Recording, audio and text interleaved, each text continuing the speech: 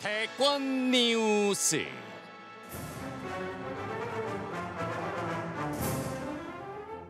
(2022년 3월 9일) 수요일 치러질 20대 대통령 선거를 앞두고 여야 후보들의 각축전이 치열합니다. 요동치는 대선 판도에 어떤 일이 있었는지 알기 쉽게 정리해드립니다. 대권 뉴스. 대선 앞두고 꼭 알아야 할 정치권 소식 전해줄 분들 소개합니다. 컴퓨터처럼 정확한 시사평론 백커 배정호 세한대 교수요. 안녕하십니까. 또 최수영 시사평론가 나왔습니다. 안녕하십니까. 유튜브로 아이라는 아이디를 쓰신 청취자께서 아주 간결한 문자를 보내주셨는데 오늘은 어떻게 하나 보자. 잘하죠. 기대 만방 하셔도 좋습니다. 네. 자, 이 얘기부터 해보겠습니다. 오늘 공수처가 고발 사주 의혹 핵심 인물 꼽히는 김웅 의원하고 손준성 검사 사무실을 압수수색을 했어요. 네, 생각보다 전격적으로 매우 빠르게 공수처가 수사 강제 수사 착수했고 오전에 자막으로 뜨더라고요. 그렇습니다. 지금 이제 김웅 의원 그리고 손준성 대구고검 현재는 인권보호관이에요. 당시에는 수사정보 정책관이었는데 5개 사무실 집해가지고 5곳에 대해서 압수수색 들어갔고요. 네. 혐의는 이제 직권남용 그리고 공무상 비밀 누설 혐의를 받고 있습니다. 아직까지는 관계인이고요. 따라서 피의자 신분은 아니고요. 지금 이제 왜 이렇게 공수처가 전격적으로 수사 압수수색에 착수했을까가 좀 궁금한데 한 4가지 이유가 있는 것 같아요. 첫 번째로는 국민적 관심이 집중된 매우 중대한 사건 아니겠습니까? 지금 뭐 검찰이 고발을 정당에 사주했다라면은 엄청난 국기문란의 사건이기 때문에 그냥 넘어갈 수 없는 사건이다라고 판단한 것 같고요. 두 번째로는 구체적인 혐의를 좀 포착을 한 것 같아요. 아, 그래요? 이게 무슨 얘기냐면 법원에 압수수색 영장이 발부가 됐다는 얘기거든요. 그리고 제보자가 있고 휴대폰이 있고 또 고발장 등 이렇게 구체적인 물증이 있단 말이에요. 그리고 세 번째로는 공수처가 나름대로 수사 결과를 내놓을 수 있다. 이런 자신감이 좀 있는 것 같아요. 굉장히 정치적으로 지금 민감한 사안 아니겠습니까? 유력 대선 주자가 연루됐다는 의혹을 받고 있는데 공수처가 수사했어요. 그런데 빈손으로 끝났어요. 그러면은 공수처가 정치 수사했지 않느냐라는 그런 역풍에 직면할 수 있는데 충분히 기소까지 갈 수 있다라는 그런 자신감이 있는 것 같아서 조만간에 제가 볼 때는 관련자들을 정식으로 입건해서 쭉 조사해서 기소까지 가지 않겠나. 네. 그렇게 전망이 되고요. 마지막으로는 이제 네 번째까지. 네, 하나만 더 하겠습니다. 하나만 앞으로 이제 3가지만 좀 해주시면 시간 하려고 했는데 워낙 중요해서요. 네. 대선 전국에 지금 안 하면은 영향을 미칠 수가 있다고 판단한 것 같아요. 이게 무슨 얘기냐면은 국민의힘이 본격적으로 본 경선이 10월 9일부터 시작이 되거든요. 네. 따라서 지금 수사를 해야지 정치적인 오해를 받지 않겠다라는 판단이 들어간 것 같습니다. 알겠습니다. 공수처 수사가 시민단체 고발로 이제 시작이 된 그렇습니다. 거죠. 네, 사생. 알겠습니다. 최수영 평론가님 오랫동안 기다리셨습니다. 네, 많이 기다렸습니다. 국민의힘 정점식 의원이 새로운 인물로 이제 등장을 했는데 요거 좀 어떤 관계인지 좀 얘기 좀 해주세요. 그러니까 이제까지 이준석 대표가 그랬잖아요. 우리 당에 뭐 이런 문서가 접수되거나 이첩된 기록은 존재하지 않는다 이렇게 얘기를 했는데 당시 국민의힘 법률지원단장이요 지난해 8월 거기 이제 이분이 당무감사실에다가 최강욱 의원의 고발장을 전달을 한 거예요. 그러니까 정점식 의원이 받아서 보좌관이 봤다는 거고 보좌관이 당무감사실에 전달했고 당무감사실장은 이것을 이제 법률자문위원인 변호사에게 전달해서 이제 소송이 이루어진 거죠. 그래서 8월 25일 날 고발이 된 거죠. 최강욱 의원. 그러니까 이제까지 국민의힘은 우리는 여기에 전혀 연관되거나 했던 과정이 없고 오히려 윤석열 캠프에서는 이랬단 말이죠. 아니 그거를 전달하려면 우리가 고발장 논란이 된 고발장 초안을 전달하려면은 당에 윤석열 의원과 윤석열 후보가 가까운 정점식 의원한테 전달하지 왜 김웅한테 했겠느냐. 맞아요. 이렇게 했는데 이 논거가 지금 흔들리게 좀 약간 돼버렸어요. 이준석 대표도 당에 조사를 없다 해보니까 그랬단 말이에요. 근거가 없었다. 없다 그랬단 이런 말이에요. 얘기를 했는데. 그러니까 이제는 이게 새로운 좀 국면을 접어들었는데 그러니까 지금 국민의힘이 지금 바로 이제 공명선거 추진단이라는 이제 당내 검증기구를 뒀어요. 좀 늦게 설치한 거 아니에요? 조금 만시지탄의 감은 있는데 어쨌든 위원장은 이제 김재원 의원이 됐고 자 그러면 이제 핵심은 김웅 의원과 정점식 의원을 불러서 공명선거 추진단이 조사를 해야 됩니다. 그런데 이제 과연 여기에 대해서 두 분 다 문제는 뭐냐? 받은 건 전달한 건 같은데 문제는 준 사람에 대해서는 기억이 전혀 없다는 거죠. 그러니까 이게 이제 마치 말하자면 배달을 했는데 물건이 어디서 온지는 모른다고 하니 이걸 지금 밝혀내는 게 공명선거 추진단의 일인데 네. 참 난감하게 됐습니다. 그렇습니다. 네. 제일 중요한 게 배 교수님. 네. 이 최초의 문건이 누가 작성해서 보냈느냐 이거예요. 사실은. 지금 뭐 떠도는 여의도판에 떠도는 제보자가 이런 말 했다 저런 말 했다 그게 중요한 게 아니고 제일 중요한 거는 최초 이 문건을 누가 만들었느냐. 이게 아직 밝혀지지가 않고 있는 거란 말이죠. 네. 그래서 이 고발 사주 의혹에 이 당 조직의 연루가 이제 확인된 셈입니다. 정점식 위원회 이제 등장으로 인해서 제가 볼 때는 최초의 작성자는 또 미궁에 빠질 수는 있지만은 최초의 전달자는 지금 손준성 네. 당시의 수사정보 정책관으로 다들 구체적으로 지목이 되고 있어요. 그렇죠. 이유는 텔레그램 메시지에 손준성 보냄으로 돼 있거든요. 근데 이 부분과 관련해서 첫 번째 키맨인 김웅 의원도 조작된 것이 아니다라고 얘기를 했단 말이에요. 그러면 뭐 거의 확실시 되고 있고. 그리고 검찰도 그걸 확인했으니까 압수수색 들어가지 않았겠습니까? 그렇습니다. 그리고 두 번째로는 제보자가 손준성을 전혀 모른대요. 예. 그러면은 뭐 손준성 보냄이 거의 틀림없는 거죠. 네. 그리고 이것을 만약에 조작을 했다. 그러면 그것 자체가 엄청난 되치기에 들어가기 때문에 제가 볼 때는 그것을 조작할 가능성은 없고 지금 이제 굉장히 김웅 그리고 정점식 이 두 사람이 국회의원인데 신분에 걸맞지 않게 부끄러운 행동을 하고 있어요. 그게 무슨 얘기냐? 본인들이 받았는데 어디서 받았다는 것도 계속 기억이 안 난다, 모른다라고 얘기를 하고 있지 않습니까? 네. 이거는 국민들에 대한 도리가 아니죠. 뽑아준. 왜냐하면은 이 사람들이 이렇게 계속해서 모른다고 오리발 내미는 이유는 두 가지예요. 하나는 첫 번째, 본인들이 이 출처를 얘기를 하면은 검찰하고 국민의 힘이 서로 내통했다는 것이 들통이 날까봐.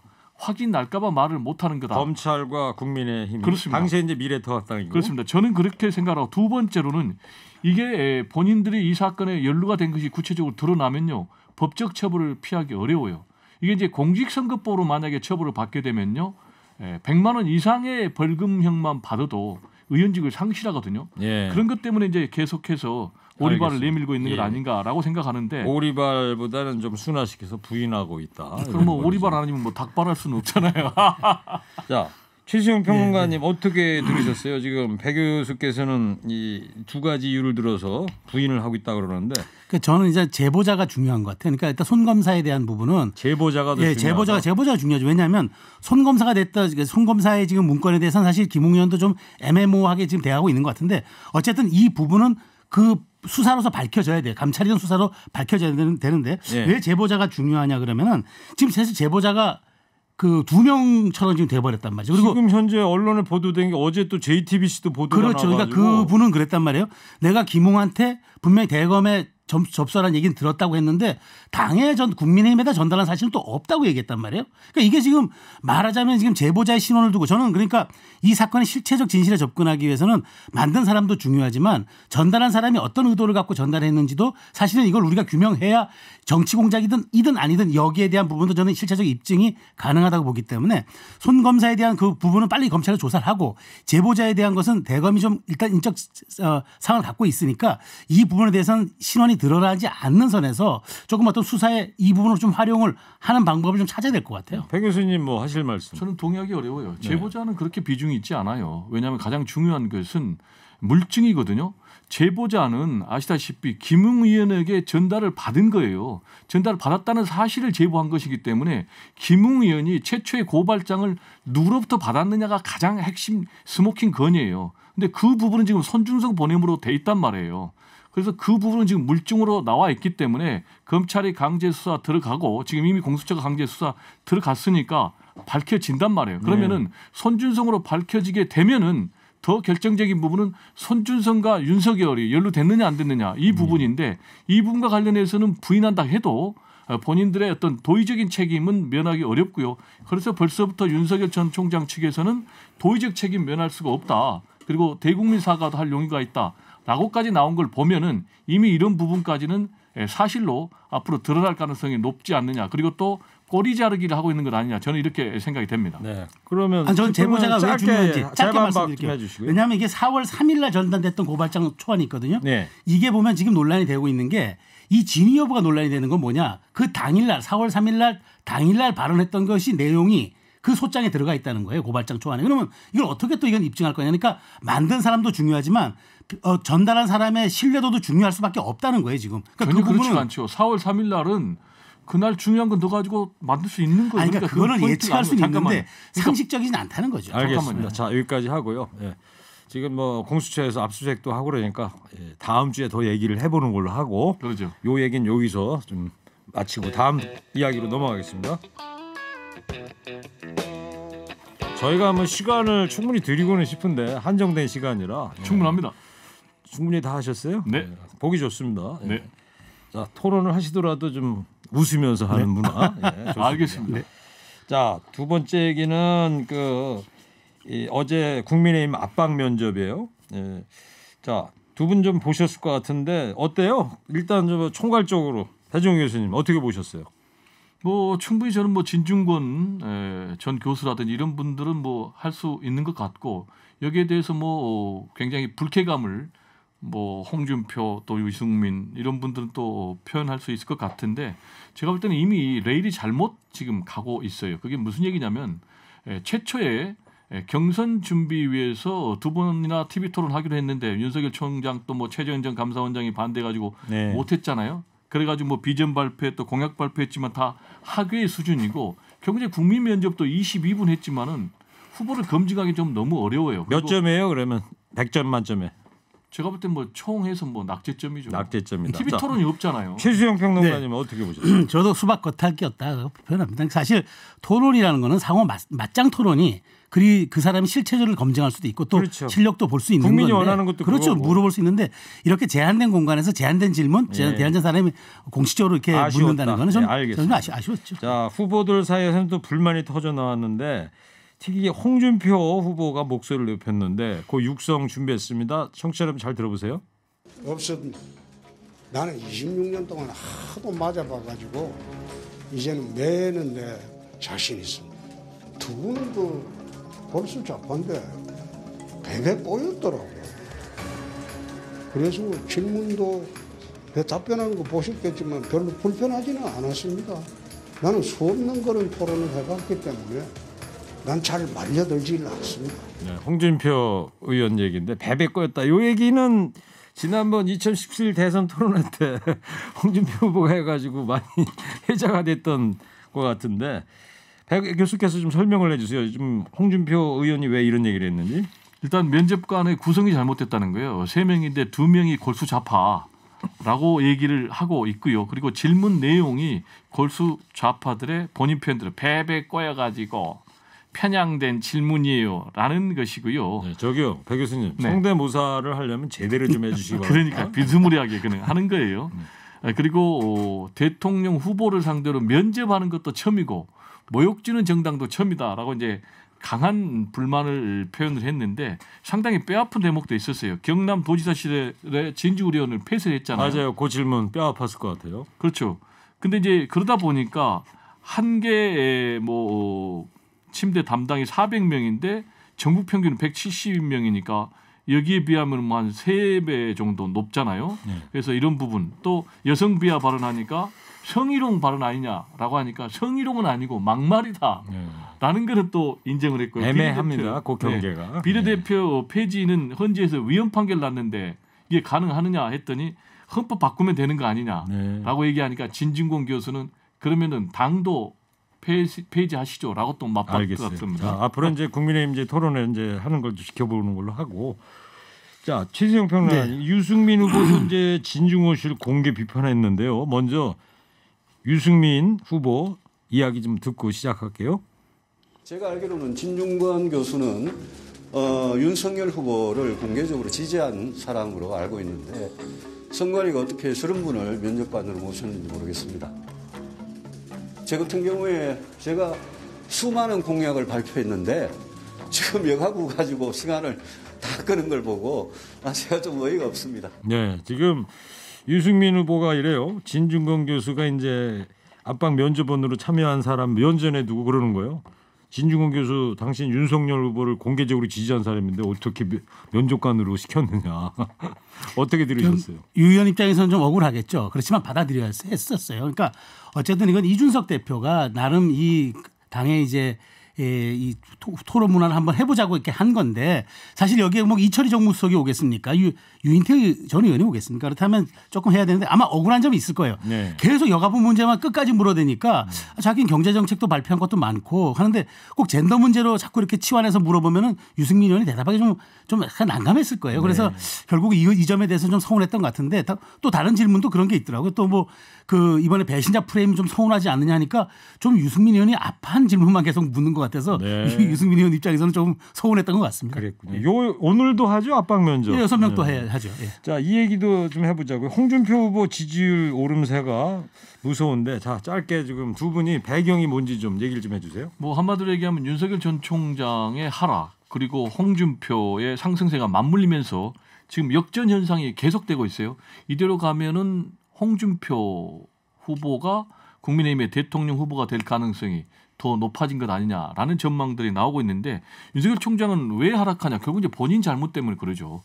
1일 1설화 그리고 너무나 보수적으로 반대만 있고 비전 정치가 없고 여기다가 최근에 이제 고발 사주 의혹까지 터졌단 말이에요. 그러면 이 의혹이 더 구체적으로 어떤 결과가 나오면은 윤석열 하락세는 더 심해지는 것 아니냐. 그렇게 되면은 결국은 15% 이하로까지 윤석열 전 총장의 지지율이 하락한다면은 완주도 어렵다라는 그런 전망이 벌써 정치권에서 나오고 있는 상황입니다. 최수영 평론가님. 저는 어쨌든 홍준표 의원의 상승세는 일단 2030이 지금 그 뒷받침되고 있는 것 같아요. 그러니까 아마 지난번 그 윤석열 후보와 이준석 대표가 싸울 때 윤석열 후보는 이준석 대표가 각을 세웠지만 홍준표 후보는 이준석 대표 편을 들어줬거든요. 쉽게 말하면 이준석과 싸우는 윤석열은 기득권으로 보였지만 홍준표는 기득권을 저항하는 윤석열에 반대하는 입장에 섰기 때문에 2030의 지지를 이준석을 좋아하는 지지를 가져갔던 것 같고 또 하나는 호남에서의 지지율이 상당히 높은 것은 그 역선택이냐 역선택이 아니냐 논란은 접어두고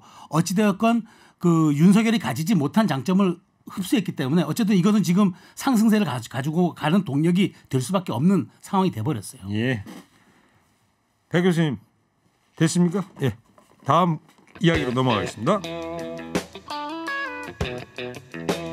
자 이제 민주당 얘기를 좀 해보려고 그래요. 민주당 이낙연 후보가 사퇴 선언 하루 만에 이제 의원실 방까지 뺐던데 이 역전 카드가 될까요? 자충수가 될까요? 두 분 어떻게 생각하세요? 제가 볼 때는 뭐 양면이 다 있을 것 같아요. 그러면은 플러스 마이너스 제로가 되니까 결과적으로 지금 진행되고 있는 민주당 경선 판세는 영향을 못 미친다. 아 그런 또 계산이 나옵니까? 네, 그러면은 이미 이 충청도 지역에서 54% 그리고 이낙연 28% 더블 스코어 차로 가반 1위를 차지한 이재명 대세론이 계속 갈 수밖에 없다. 이렇게 전망하고요. 특히 이제 밴드웨건 효과가 나타나면서 부산의 진문으로 분류되는 전재수 의원 플러스 부산 지역의 기초광역 지지 선언했지 이재명 후보를. 그럼 이제 PK가 넘어왔어요. 그리고 지금 다음에 TK 지역 경선하거든요. 여기는 이제 경북 안동 내일 발표하죠. 그렇습니다. 모레가 이제 강원이고. 그렇습니다. 그러면 이제 TK 지역은 고향이니까 홈그라운드라고 봐야 돼요. 이재명 후보가 이제 안동이니까 우세할 거고 뭐 강원도는 그대로 갈 거고. 그럼 이제 1차 선거인단 12일 날 하는 이게 이제 슈퍼이기인데 굉장히 중요한데 지금 보니까 투표율 한 70% 정도 돼요. 그러면 투표율이 이렇게 70% 된다는 것은 뭘 의미하느냐? 조직표가 위력을 발휘할 수 없다라는 것 하나. 그리고 두 번째 여론조사하고 거의 수렴된다는 것 하나. 그리고 지지자들은 더 이기는 쪽의 지지자들은 결집하고 그리고 좀 밀리는 지지자들은 좀 포기하는. 그렇게 되면은 지금 여론조사에서 또 호남에서도 보니까 이낙연과 이재명의 지지율 격차가 벌어지는 것으로 나왔단 말이에요.